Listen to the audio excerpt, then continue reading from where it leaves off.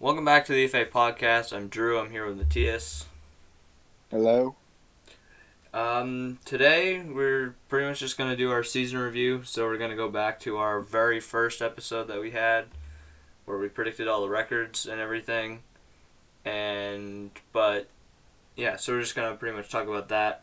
Before we do get into that, I do want to talk about pretty much everything that's gone down in the 2 weeks that we've missed. So first off, the Buccaneers won the Super Bowl. The score is 31-9. Tom Brady goes seventh, and yeah, I I mean I don't think there's really much to say about that besides that Tom Brady is in fact the best of all time. Yeah, I think he already was the GOAT, but if anything, it just makes it more clear he has more Super Bowls than any team now. So, yeah, I think, now that he's found success outside of New England, there's no excuse for how great he's been. Yeah, and one thing I did notice while watching the game was like I'm starting to respect Patrick Mahomes. Like without when he didn't have help and like he didn't in that game. His offensive line was awful. His receivers were dropping passes like guys like Travis Kelsey, like stuff you wouldn't normally see, and they just looked like they were shooken up. And I really don't know why. I mean, I'm putting most of it on the offensive line because they were missing what 2 or 3 starters, but Yeah, Patrick Mahomes, he literally put everything into that game, and that's how I know if that game made me realize if anyone's gonna I think I don't think anyone's gonna pass what Brady has done, but if anyone's going to, I think Mahomes is like right now the closest guy to it. I mean, you just look at that. If you're watching on YouTube, you can see it in the background now, but that throw that he had where I mean his receiver dropped it, but he was literally vertical to the ground and threw it 30 yards downfield on it like it was a dime too. If it was a very catchable ball. And then the play before that, he had a crazy throw as well. But yeah, yeah. He definitely played. He played to the best of his abilities. I just think the pass rush was too much for them, and yeah, definitely. I think both their starting tackles were not there. So, yeah, I mean, Mitchell Schwartz is like one of the best pass blocking tackles in the league. He has not been there for a lot of the season, and also Eric Fisher wasn't.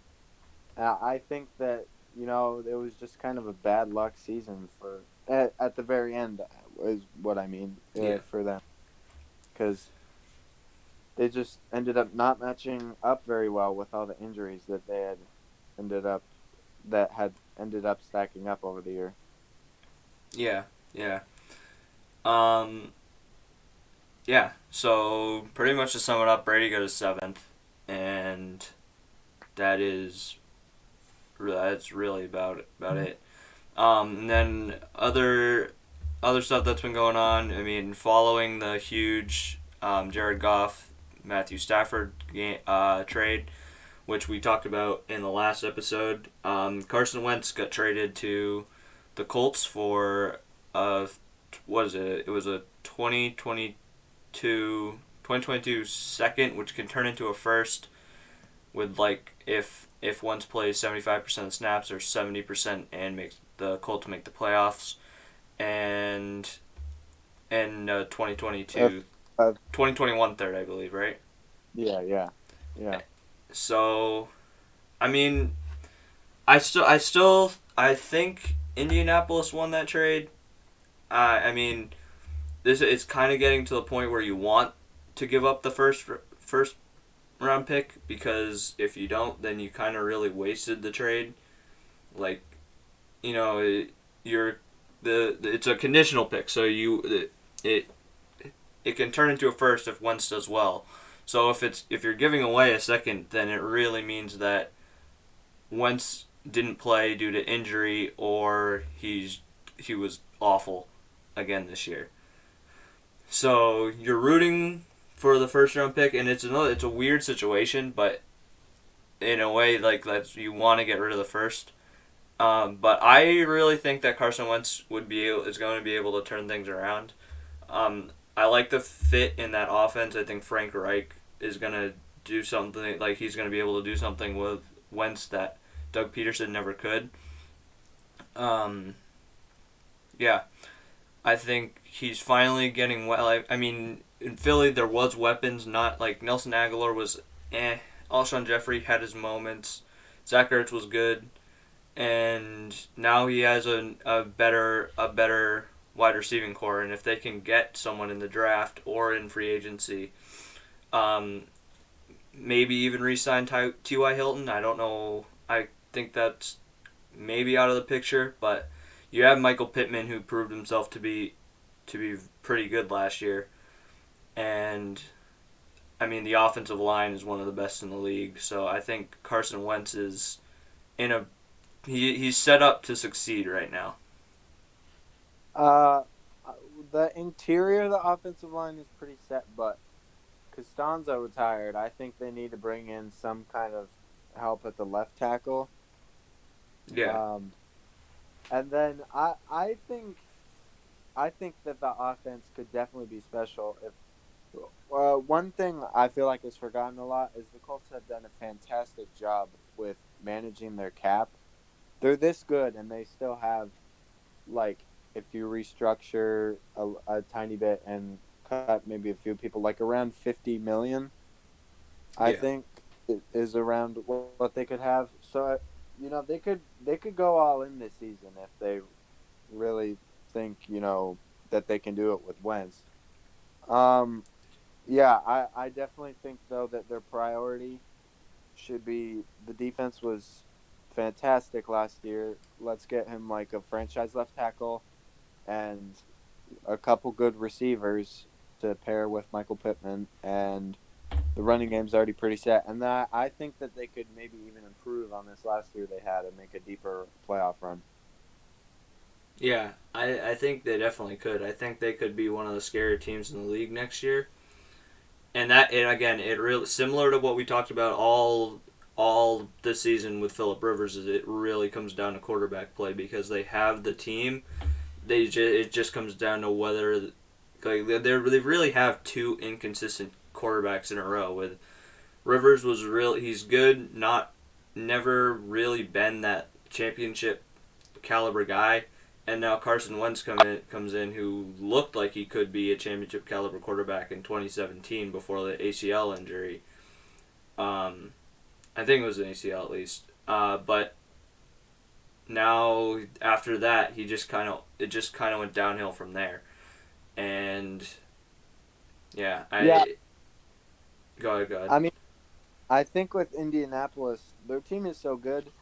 Obviously, you'd prefer 2017 Carson Wentz, but Yeah, as long as you don't get this year Carson Wentz, like he was still pretty good in all of his other years besides this year. If you can just get him even to that point, they can still be pretty scary. yeah, yeah, definitely. Um, yeah, I don't know. I don't know if you have anything else to add. Yeah, no, that's all I had. All right, so this should be fun. So we're going back to the very first episode, preseason. We made our predictions. We'll start off with Super Bowl because we both had the Ravens and the Saints in the Super Bowl, I believe. And this was like Lamar had just come off his MVP season. Um, the Saints, I honestly couldn't tell you what my thought process was with the Saints, but I just felt like they were going to be one of the top teams in the NFC this year, and they were. Fair enough. I think they could have been the one seed if Drew Brees started those extra games. But they had to settle with Taysom Hill for a little bit, and yeah, they still finished second in the NFC. So it wasn't a bad season. They kind of got blown out by not really blown out, but they lost to Tampa Bay in the divisional round, which is most likely going to be Drew Brees' final game. And then to the Ravens, again, it was Lamar had just come off that insane season. Um, and Marquise Brown, I'm pretty sure we knew he was coming back from injury, like he was going to be back fully at this point. And I just thought that offense was going to be scary. They just drafted Patrick Queen. They got Calais Campbell in free agency, I believe, and like they were just looking like an all around really good team. And I mean, they still did good. They made it to the divisional round, similar to the Saints, and I think their record was 11-5. You Yeah, yeah, it yeah. was. So still, I mean, we weren't too far off with those, but I mean, it ended up being Chiefs Bucks, which I mean we did predict at some point during the season. I think it was like week 8 or so, but Yeah. Yeah, I mean, I feel like from now on, I feel like I've learned my lesson, and I'm just gonna put the Chiefs in like every single Super Bowl. But yeah, yeah, I, I think with the Ravens, it was a good pick. They were looking really well rounded, and I think a lot of people expected like a big breakout season for Marquise Brown, which obviously he wasn't really bad exactly.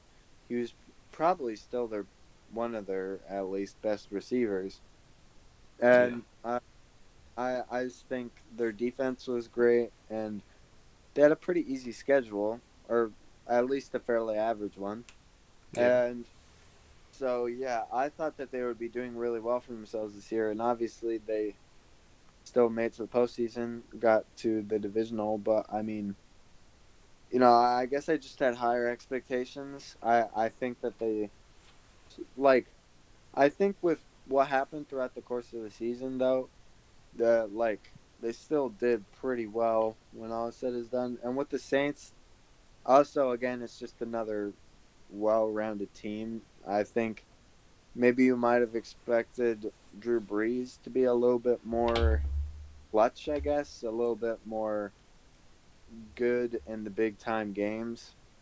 And I mean, I don't think he was really that great this year.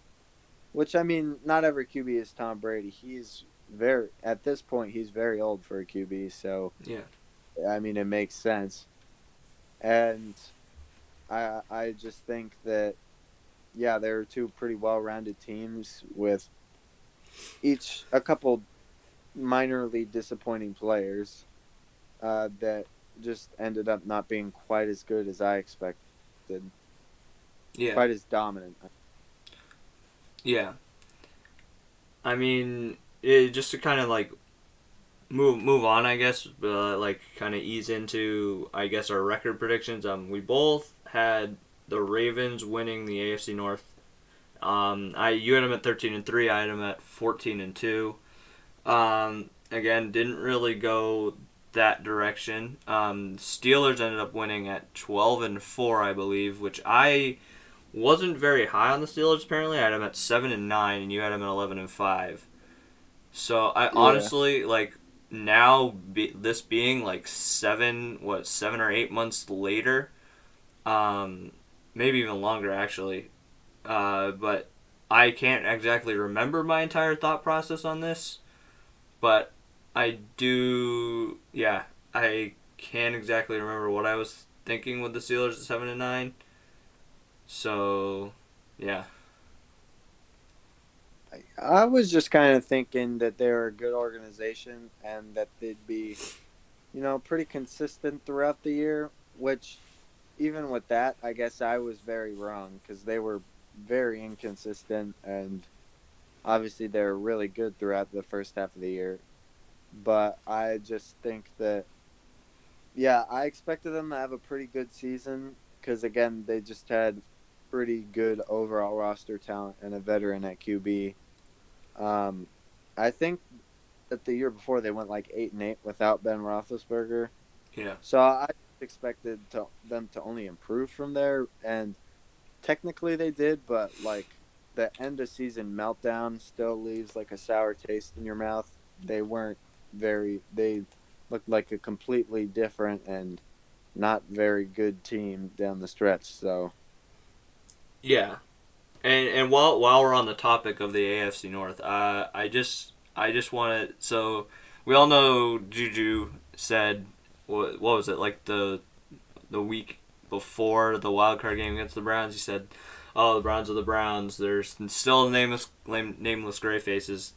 Matthias, you actually said pretty much the exact same thing 7 months earlier. And I quote, you said, "The Browns are the Browns, and they always mess something up." So I just thought that was funny, and I'm not saying you were wrong. I mean, you were wrong, but I was thinking the same thing. We did both have them at 7-9, and I don't know. I just found it funny that was a whole like we talked about that for a solid 5 minutes. Probably, I think it was the week that he said it. So I just thought that was kind of funny. well, I mean, at that point, I hadn't been proved wrong that the Browns were the Browns. They were still like the year before Yeah, they were really disappointing, yeah, and uh, I was just thinking they would find another way to disappoint. But I mean, Kevin Stefanski came in and was a fantastic coach, and yeah, I think that obviously I got proven wrong, but yeah, I yeah I feel like that wasn't really that unfair to think. yeah. I need a cut right here because my mom just pulled in, which means my dogs are gonna go crazy for a little bit. So I just want No, to not move on yet. I just need to write that down as like 16:39. muy hot. Mm, mm, mm, mm, mm.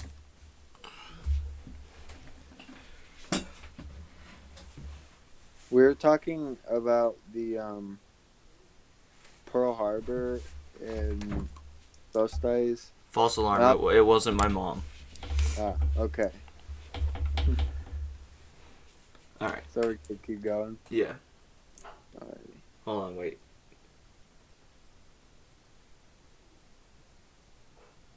Kemba's starting to bark, and I think that's not good.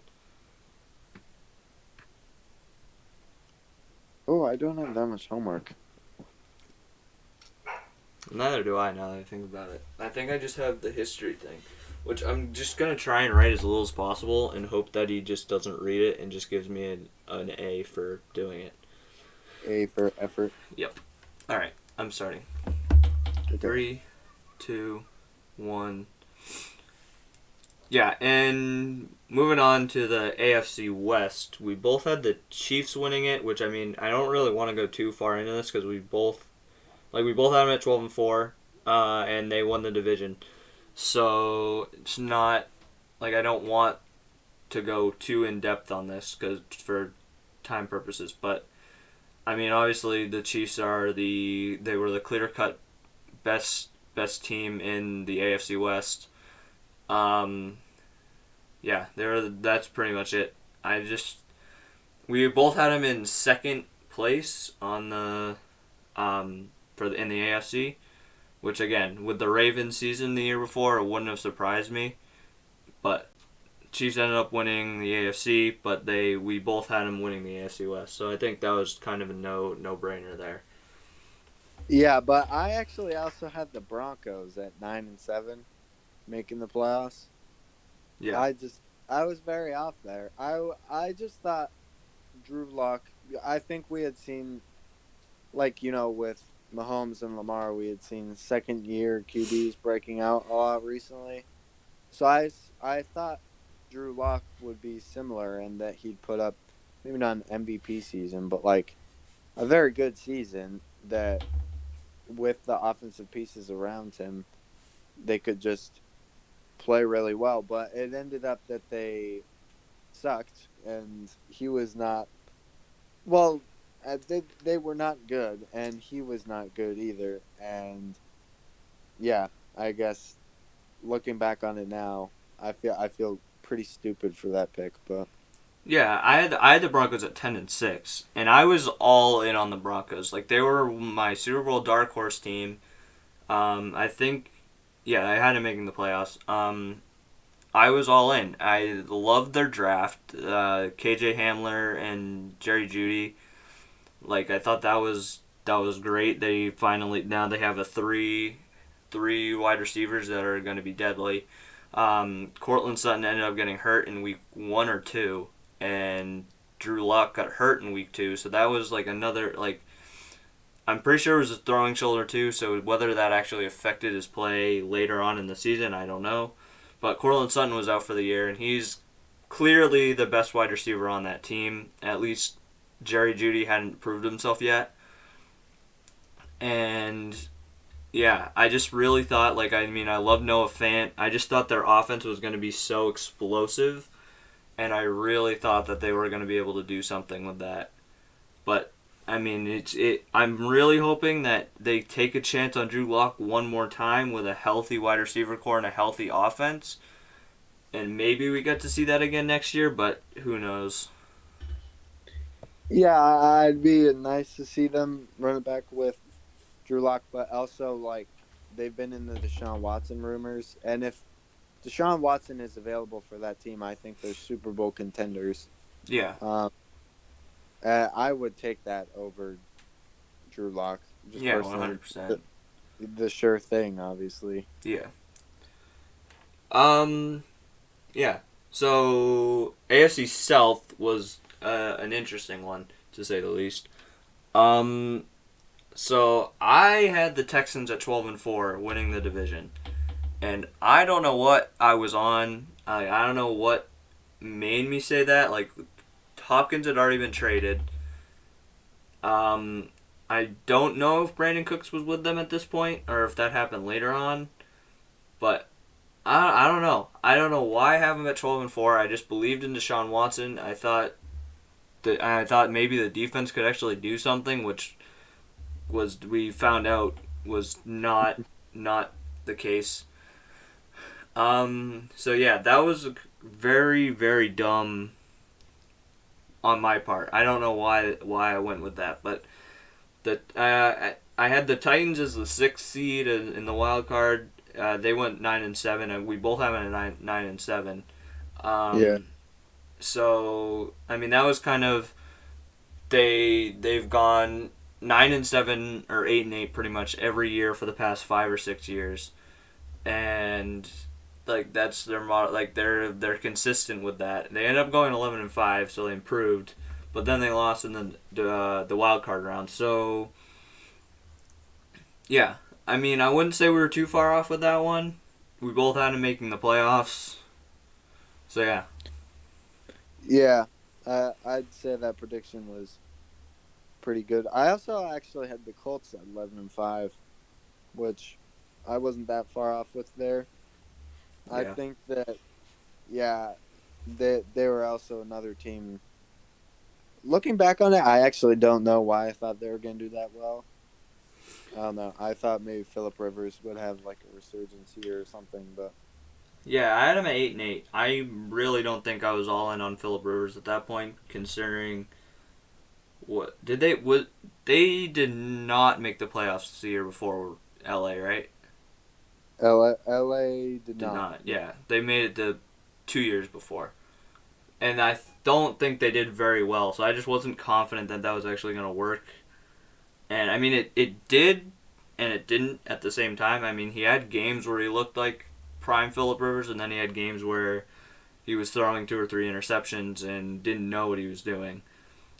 And yeah, so I wasn't very confident. I mean, they obviously made the playoffs. Rivers is retired now, so yeah. Another like surprise one, I guess we could say, was like the Bills. Like we both had them 10-6, and we had them winning the division. And I feel like they finished 12-4. I'm pretty sure, or 13-3, one of those two. But Yeah. like they just kind of came out of nowhere. And honestly, I expected it because obviously like the Patriots, they're not the same Patriots we'd seen. The Jets are the Jets, and the Dolphins. I just didn't expect. Like I expected them to be bad again, and not start Tua until later. which I mean is exactly what happened. But they just didn't trust Tua enough, and they kind of just kept with stayed with Fitzpatrick, and yeah. So I had the Bills at 10-6, which was kind of a surprise, and I had the Patriots at 9-7, and the only thing I remember is that I was so in on Jarrett Stidham. This was before they actually signed Cam Newton. I was so in on Jarrett Stidham, and I just remembered bringing up that, what was it, 2008 season, I think, where he went 11-5 with Matt Castle with no preparation because Tom Brady tore his ACL that season in week 1. So I was just so in, like, Belichick's going to be able to do something with this. And I mean, can't, like, Cam Newton, they went 7-9, and I thought Cam Newton looked pretty good in the first 3 games before he got COVID. Then came back from COVID and it was just so not good. And I really, so it was a disappointing season. 9-7 wasn't too far off, but I mean, Yeah, I probably had him at about 8-8. I was not really. I think I had him. I was not really that all in on them. But yeah, I mean the Bills. I don't think I predicted the breakout season of Josh Allen. I think that yeah. I mean they went 10-6 the year before this year. I think so. I was just thinking they'd probably stay at around the same level.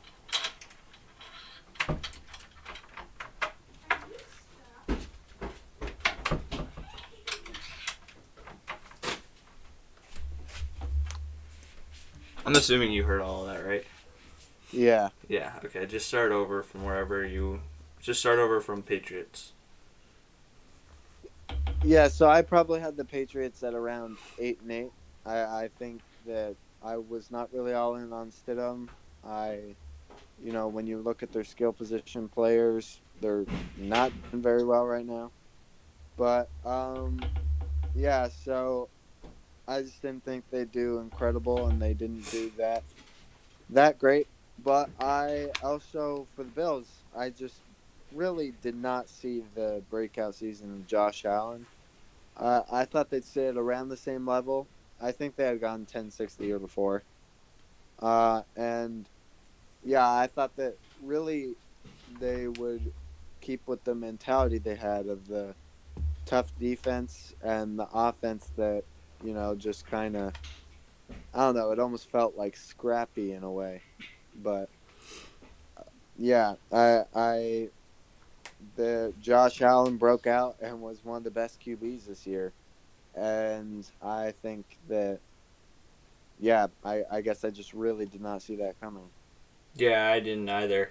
I don't think really anyone did. Um, before we move on to the NFC, I want to do so like the AFC teams that actually made the playoffs this year. I kind of want to go in and just the ones that we didn't have making the playoffs. I would kind of just want to talk about those. I think you have those, right? I sent them to you. Yeah. Yeah. So for me, I had the Steelers, Browns, and Colts. I think are the 3 I missed, and I Yeah. had Steelers and Browns both at 7-9, and the Colts at 8-8. And I've already talked about the Steelers and Colts, so I'm not gonna dive into those. I'll dive into the Browns. And I mean, you kind of already talked about this. I guess we did kind of already talk about this, but I was kind of same thing with the Browns. Like they've never really been the most trustworthy team, especially like with going what 6-10 I think the year before, with that roster they had was kind of like I guess shocking. So that I wasn't all in. Like they just got Kevin Stefanski, who's first year head coach for the Browns. I don't know. I just didn't really expect much from them, and I mean they proved me wrong. And yeah, that's really all I have to say about that. Yeah, I just missed on the Browns at 7-9. I mean, they also proved me wrong. Um, they were much better than I thought they were, and their run game has looked fantastic. I mean, I all think it really lies on the fact that their O line was just so good, a lot better than I thought it would be, Yeah. and I think that behind that, Nick Chubb, Kareem Hunt, and Baker Mayfield really all flourished. So Yeah. All right. So we can move on to the NFC now. So we'll move on. Start with NFC West, and we both had the 49ers winning the division. And we both had this. We both had the Seahawks sneaking into the wild card round, and I also had the Cardinals sneaking into the wild card round. So I had the 49ers 14-2. I had Seattle 13-3, and I had Arizona 9-7. 49ers obviously were probably the clear-cut best team in the NFC, and I think they still could have done it if they didn't have the season they had. Like, their injuries were so that hurt them big time, and that is the reason they didn't make the playoffs this year. I think they could have been 14-2, maybe like 13-3, 12-4. But the injuries killed them. I mean, they lost Nick Bosa, Solomon Thomas in the same week. I think that was week 2 or 3. uh, Um, somewhere in there, I don't yeah. exactly remember. And then Jimmy Garoppolo was hurt on and off. Kittle was hurt on and off. Their running backs were. It seemed like there was a new one. There was a new running back on that team every week, and yeah, they were just getting they were had the injury bug this year, and I think that could have definitely did change the outcome of that season. That could have been a very dangerous team to play, and it ended up Yeah, not being that way. yeah. I mean, I had them at 12-4, so I wasn't quite as high on them as you. But yeah, I just don't think I really, I, I'm even with how they played, I'm not sure I see a record quite that good, even if they're all healthy. I do think that they would be better than they were. Obviously, I think they'd still be a playoff team, but I feel like they'd be hovering more around like 10-6 instead of that good. I Yeah, I just yeah I yeah I think that their defense took a hit with obviously all the injuries and then losing to Forrest Buckner. Um, and I think that obviously it was just really a team hit by the injury bug. But also I had the Seahawks at 9-7. I just kind of wanted to be cautious, I guess, with my optimism. Uh, pessimistic. yeah, Favorite word this season. yeah. So yeah, I want to be pessimistic with them, so I wouldn't be, super surprised if they did badly. I they're definitely kind of disappointing just because they were Russell Wilson was so dominant in the first half.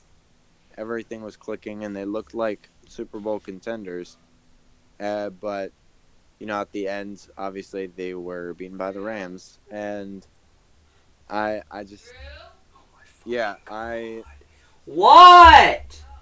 Do you not read your texts? Do you not read your texts? Because I said I am recording. Please be quiet when you get home. What do? You walk in and go, Drew! Drew! Goodness. I'm back. um where should I restart from? I. Good question. I don't know. Let's restart from when I started talking about the Seahawks. Alright. Yeah, and then I had the Seahawks at 9-7. I just wanted to be pessimistic about their record so I wouldn't be disappointed. But I think in the end they really still did disappoint me because the beginning of the season they were so dominant. Russell Wilson was so great, and everything was clicking. I just think they really slowed down. Obviously, they had the loss to the Giants, and then they ended up losing to the Rams in the wild card. It just it kind of shocked me how different of a team it was.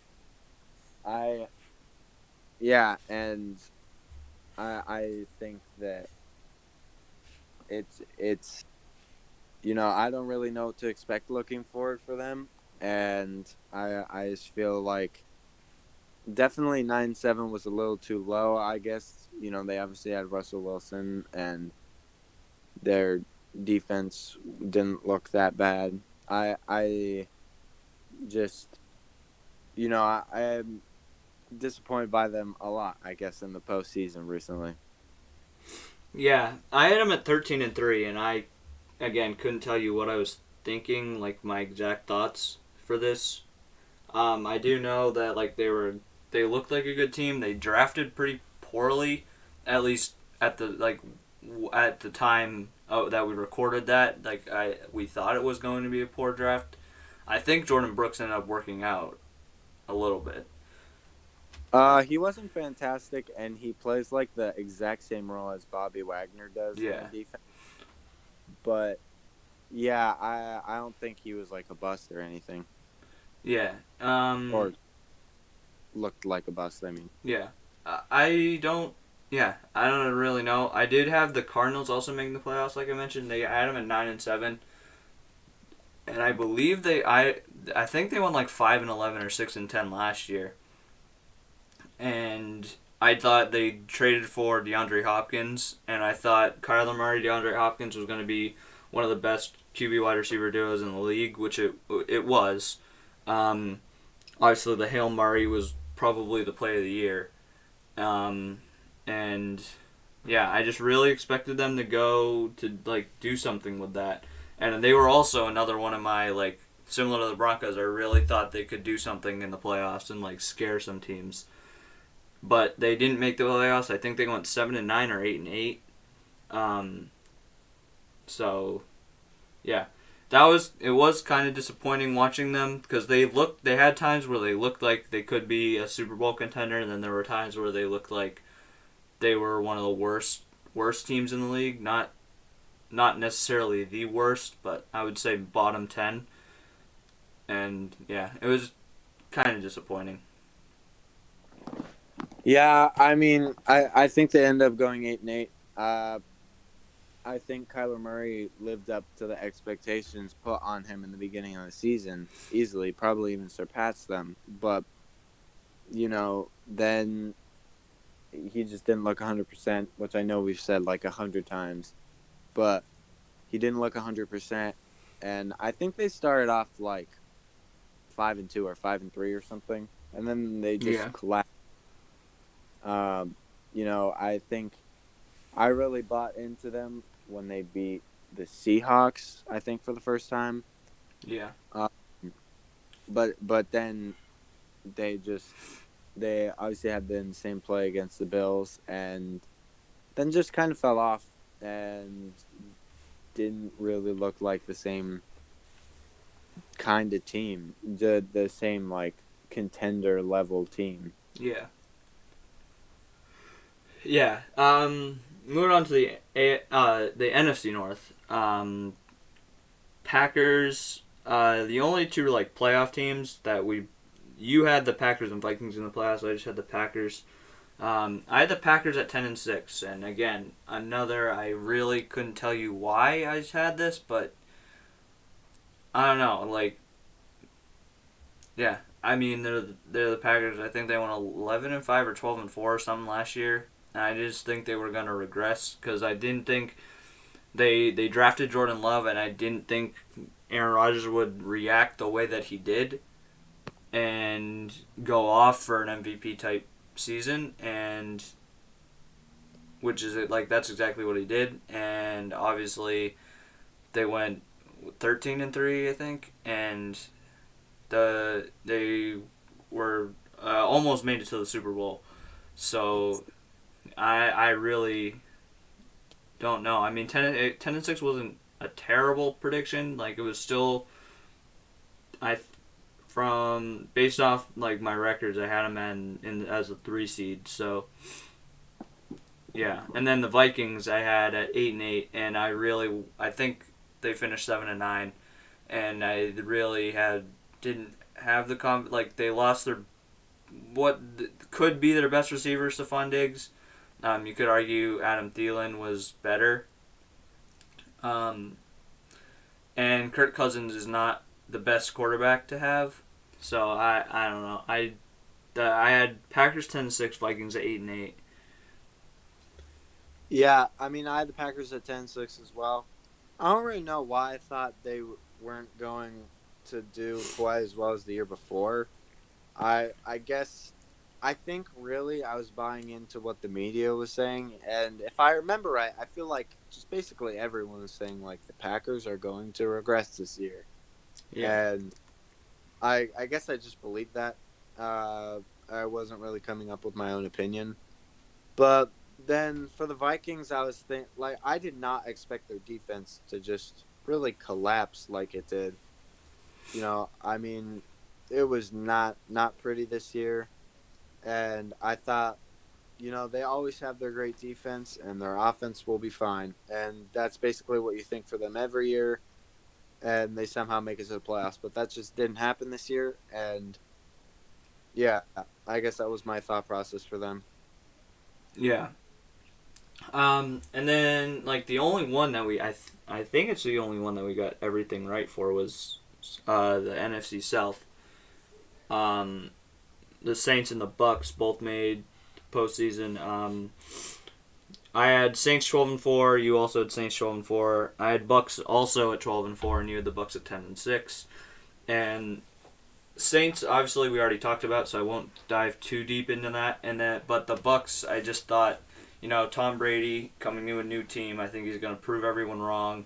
He had no help last year in New England and went probably 11-5, 12-4, and now he has Chris Godwin, Mike Evans. I think O.J. Howard was he hadn't opted out at that point, but they brought in Gronk. Like he has these weapons now. This was before Leonard Fournette, so it was still Ronald Jones. They drafted Tyler Johnson. They had drafted Tristan Wirfs, and like that offensive line just looked really good. And obviously the defense came to be one of the best, if not the best, front seven in the league.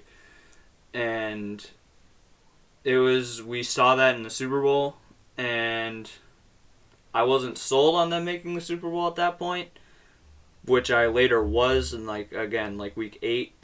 But yeah, I mean, I wasn't too far off with either of those, I don't think. Yeah, I mean, I had the Saints at 12-4, but the Bucks in 10-6, I was thinking a good team that is probably going to have growing pains with all the new players they're adding to it. And I think, honestly, for like maybe even more than half of the regular season, I still thought I was right.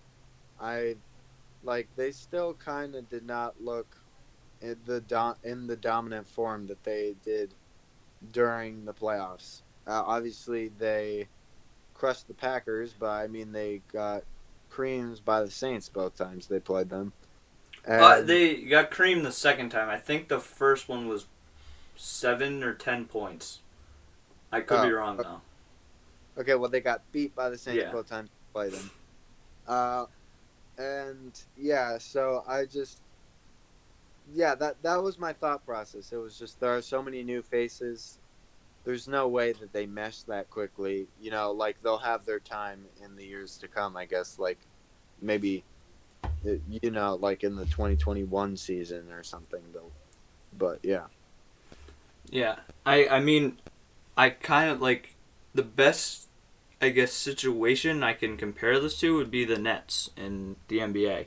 Like they brought in Kevin Durant, Kyrie Irving, James Harden, and like that's just there's so much star power there that maybe it won't work. I mean, honestly, haven't really been watching the NBA, but I'm pretty sure it's working for them right now, which is exactly what people thought about the Bucks. So that's just like to compare it to something in sports like even the Warriors I guess like that dynasty that they had, but if I had to compare it to anything in sports, that would be the most similar.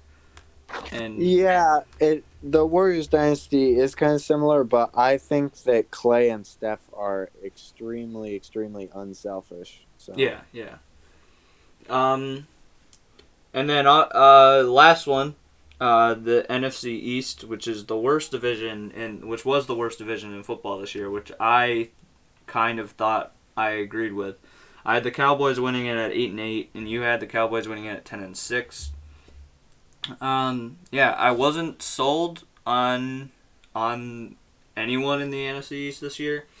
Um, Dallas, obviously, uh, Dak was asking for what 30 plus mil at that point, and I wasn't sold on that, and I really thought that he was going to either not play or not play very well and just kind of prove my point where that he's not worth 30 million, and they would have to stick with Andy Dalton, which obviously did happen, but because Dak got hurt and while he was playing, he was probably one of the best quarterbacks in the league. I think he was first in total yardage at the time of his injury, and still managed to beat. I think he was beating Cam Newton for a solid maybe 3 or 4 weeks after he got hurt. So, I mean, that kind of showed me, like, I feel like if the Cowboys had Dak, they could have done something with it. But obviously, they got another team. Like, the defense didn't look great, um, especially since they signed all those. Like, they signed, uh, they signed Gerald McCoy. They had DeMarcus Lawrence and, like, Jalen Smith. I don't honestly can't remember if Leighton Vander Esch even played, but like the defense for similar to what I think with like Detroit, like I think their defense could be so much better with the right defensive coordinator slash coach, but and they just couldn't put anything together. But I'm giving myself I was right with no one doing very well in the NFC East. yeah, I mean, my thought process was that Dak was going to be amazing, with the amazing receiver core that they had put around him. The O line, I didn't like. Obviously, the O line struggle this year was with health. Uh, they're still talented, I think, and then Zeke, I didn't know he'd had an off year either, and yeah, obviously their defense has talent. So I guess my thought process was just that it was them or the Eagles, really. And yeah, I mean, I just thought that the Cowboys were looking like a pretty good team. I thought they probably have one of the best offenses in the league, which, I mean, when Dak was in, they weren't exactly capitalizing on how good their offense was just because of how bad their defense was. But, I mean, they still were much better than they were without him. Uh, and yeah, I didn't predict them. Didn't predict the NFC East to be quite as bad as it was, but I just thought that the Cowboys would. I did obviously was not factoring in the fact that Dak would get injured, and I thought they'd be better than they were. Yeah. Um. Uh. And then before we wrap it up, I do want, like similar to what we did with the AFC. I want to do the playoff teams that made it that we didn't think we didn't think would make it. I'm pretty sure we each had the same three. I had the Rams at 7-9, the Bears at 4-12, and the football team at 4-12. And I'll just kind of go one by one, I guess, considering we have the same. But the Rams 7-9. Wasn't really sold on Jared Goff. I mean, he had that season, 2018, I think, where they made it to the Super Bowl, and he was pretty decent in that season. And I just out the year after, they went 7-9. I'm pretty sure like they 6-10 or 7-9. They weren't good, and I just thought we were gonna see another one of those seasons. And I guess this season they were kind of carried by their defense in a way. I mean, Goff wasn't terrible, and the offense wasn't terrible. We saw the rise in Cam Akers, who I really liked out of Florida State, and yeah, I just really didn't expect to see the Rams in the playoffs this year. Yeah, I definitely didn't either. I mean, I think the year before, they're they went around 6-10, 7-9, somewhere around there. But even with that, even when they had Jalen Ramsey, I don't think their defense was like amazing or anything. Like not good enough to carry a team like it was this year. Uh and so yeah, their defense was better than I think a lot of people predicted. And I think that their offense was fine, good enough that you can make do with it with that dominant of a defense. And yeah, I mean, I just didn't really expect the defense to be that good, I guess. So Yeah, yeah. Um, the Bears, I had 4-12. You had 3-13, but I really didn't think. I was not in on the Bears, and the reason because they traded for Nick Foles, and I just hated the fact that they did that. Um, I mean, they gave up. I think it was a fourth rounder, right? I do not remember the trade at all. I think it was a fourth rounder, and to Chicago. And I just don't. I mean, it was somewhat of a steal, I guess, but I really don't know. I just didn't like it because in my opinion, Mitch Trubisky is still a good. He's still a good quarterback. I think he can start. Obviously, he got hurt, and at some point early in the season, Nick Foles kind of came in and took the starting job away from him. But I don't know. I just didn't think it was worth trading a fourth round pick for a quarterback that you really don't even need. Yeah, so I really didn't like that part of it, and I just didn't think I didn't think they were sending the right message to Mitch Trubisky, and I thought Mitch Trubisky was in turn going to fail miserably. And I mean, they went 8-8, but I really do think that in the very beginning of the season, 4-12 was a fair assumption for the Bears. Yeah, I mean, another one. I just feel like I I just really did not expect them to be good just because their offense had not been great, and I thought maybe the defense was not going to be fantastic either. Uh, I guess I don't really know why I thought they'd be that bad because they had the talent on defense to win them a couple games. But I also agreed that I think that, in the beginning of the year, that was a fair assumption. I think a lot of us thought that, Trubisky played pretty well in the last couple games of the regular season. Yeah. But yeah, I just think it was a surprise probably to a lot of people that they were able to sneak into the playoffs. And yeah, I guess I did not expect that. Yeah. I mean, another weird one was Washington. I mean, I think they went 7-9, and again, the NFC East was awful this year. But Washington, I had 4-12. You had 5-11. Yeah, they were weird. Like they drafted Chase Young, which I thought was good, and I think we both knew that they were like that was going to be one of the best front fours in the league, which I think turned out to be correct. Um, Maybe Buccaneers, you could argue, but I'd say their front seven would be better. But I think the Washington had a better front four. Um, yeah, is kind of like we didn't really know what was going on with the QB situation. I think it was Dwayne Haskins at that point. Alex Smith was still recovering. Yeah, Yeah, I really just didn't think that Washington was going to be able to do something, and they were a fun team to watch. I mean, obviously they upset the Steelers, which in turn led to the Steelers absolutely collapsing in the last 5 weeks of the season.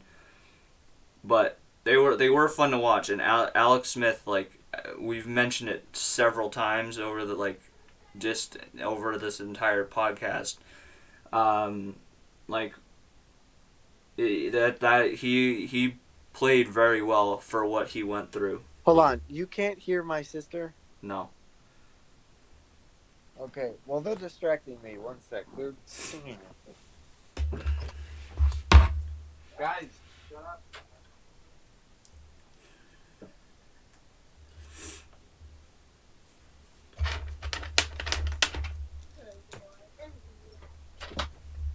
I'm back. All right, I was done, so you can just start off with Washington. Okay.